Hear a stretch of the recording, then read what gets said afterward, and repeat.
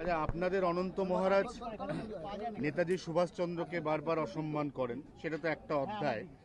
তো কালকে মমতা বন্দ্যোপাধ্যায় শ্যামবাজারে নেতাজিকে সম্মান জানাতে গেলেন, যেটা আপনারা করছেন না বলে ওনার অভিযোগ।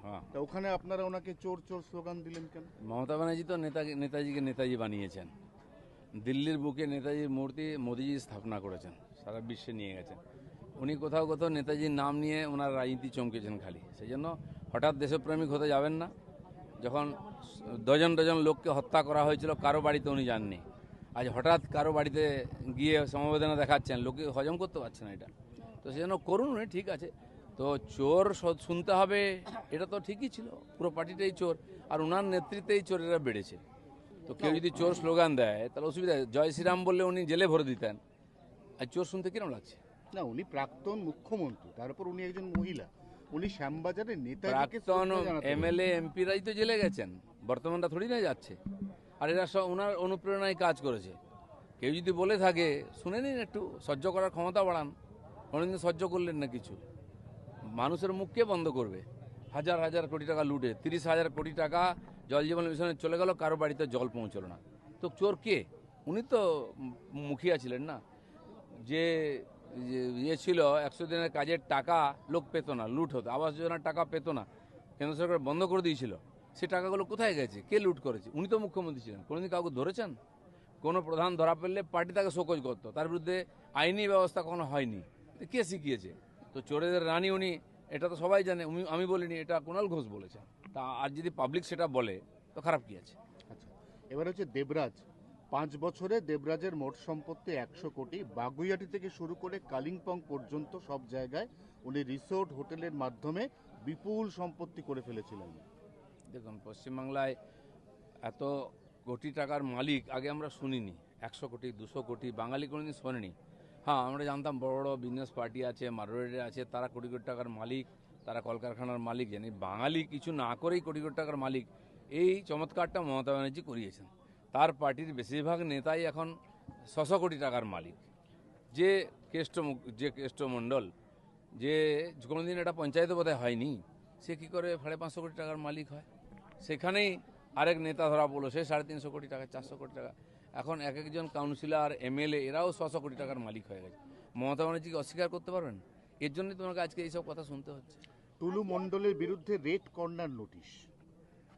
যেহেতু গায়েব আছে, পাওয়া যাচ্ছে না, কি পাচ্ছে না আমি জানি না, কিন্তু তো নিয়ম অনুযায়ী স্বাভাবিক নোটিশ জারি হয়েছে। যদি অন্য রাষ্ট্রে চলে যায় তো সেখানকার পুলিশ তাকে খুঁজে বার করবে। ইডি তৃণমূল নেতা সব্যসাচী দত্তের তোলাবাদী 14 কোটি টাকা বাজেয়াপ্ত করল। আমি বললাম তো, যে কোনো টিএমসির নেতার বাড়িতে যদি রেড করে 2-4 কোটি টাকা পাওয়া যাবে। কারণ এখন টাকা লুকোবারও জায়গা নেই। কোথাও পুকুরে, কোথাও বাঁশ ঝাড়ে, কোথাও কি বলে পাট ক্ষেতের নিচে লুকোনোর চেষ্টা হয়েছে, সেগুলোও বেরিয়ে যাচ্ছে। এত টাকা ঝেড়েছে, আর পশ্চিমবাংলাকে কাঙাল করে দিয়েছে। এরা তো এই নেতারাই করেছে। পানিহাটি শ্মশানের ফাইল খুলতেই নির্মল ঘোষ বেপাত্তা। নির্মল ঘোষ হাঁটতেই পারেন না, কোথায় আর যাবেন? আছেন কোথাও আশেপাশে। ওই এলাকাকে ত্রাস করে রেখেছিলেন উনি। আমি যখনই ওখানে যেতাম, আমাদের পার্টির লোককে কোনো প্রোগ্রাম করে দেওয়া হতো না। ওনার ছেলে জামাই এরা মিলে খুব অত্যাচার করতো লোকের উপর, সাধারণ মানুষের উপরে। জল জমতো সোদপুর এলাকায়, কেউ কিছু বলতে পারবে না। তো এই অত্যাচার তো একদিন শেষ হয়েছে, তার ফল তো ভুগতেই হবে। শ্মশান পর্যন্ত গ্রিন করিডোর আরজি করের অভয়ার ক্ষেত্রে, যেটা এর আগে অন্তত হাসপাতালে নিয়ে যাওয়ার ক্ষেত্রে অনেকবার আমরা দেখেছি, কিন্তু হাসপাতাল থেকে তড়িঘড়ি শ্মশান পর্যন্ত নিয়ে যাওয়ার আরজি কর টু পানিহাটি শ্মশান গ্রিন করিডোর তৈরি করা হয়েছে। দেখুন কি ধরনের অমানবিক ব্যাপার। আজ মমতা ব্যানার্জিকে কেন চোর শুনতে হচ্ছে বা জুতো চপ্পল খেতে হচ্ছে? একটা ডাক্তার যে 36 ঘন্টা ডিউটি করেছে, একজন মহিলা ডাক্তার, তারপরে তার উপরে যে জঘন্য অত্যাচার করা হয়েছে, খুন করা হয়েছে, তারপরে সরকার কত অমানবিক, রাতারাতি তার বডি নিয়ে যায়, তার বাবা মাকে দেখতেও দেওয়া হয়নি। আর নান্টু ঘোষ কোথা থেকে তার অভিভাবক হয়ে গেল? সে সই করে আর গ্রিন করিডোর তৈরি করে তার বডিকে নিয়ে গিয়ে একদম জ্বালিয়ে দেওয়া হলো, তার বাবা মা জানতেও পারলো না। মমতা ব্যানার্জি সব করিয়েছেন এগুলো।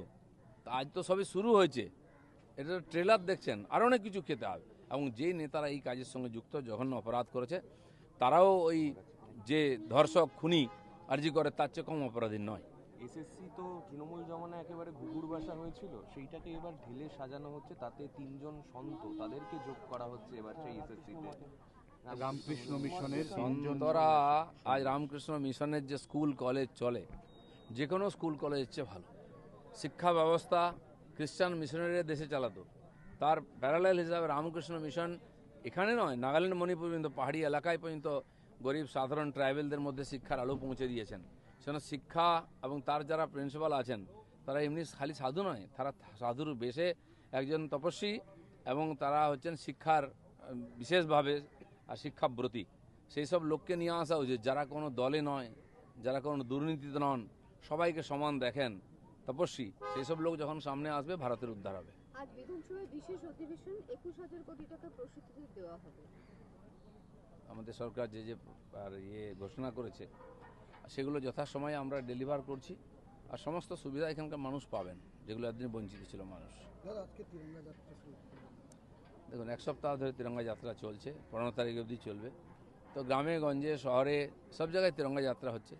এখানে পার্কেতে বহু লোক বেড়াতে ব্যায়াম করতে আসেন প্রতিদিন। সারা বছর আমরা বহু অনুষ্ঠান, বিজয়া, দীপাবলি, ঈদ সবই হয় এখানে, এবং অন্যান্য সামাজিক ধার্মিক বিভিন্ন অনুষ্ঠান হয়। তো আজকে আমরা এখানেও সবাইকে নিয়ে তিরঙ্গা যাত্রা করলাম। সারা ভারতবর্ষের সঙ্গে পশ্চিমবাংলায়ও স্বাধীনতা দিবসকে নিয়ে খুব উন্মাদনা শুরু হয়ে গেছে।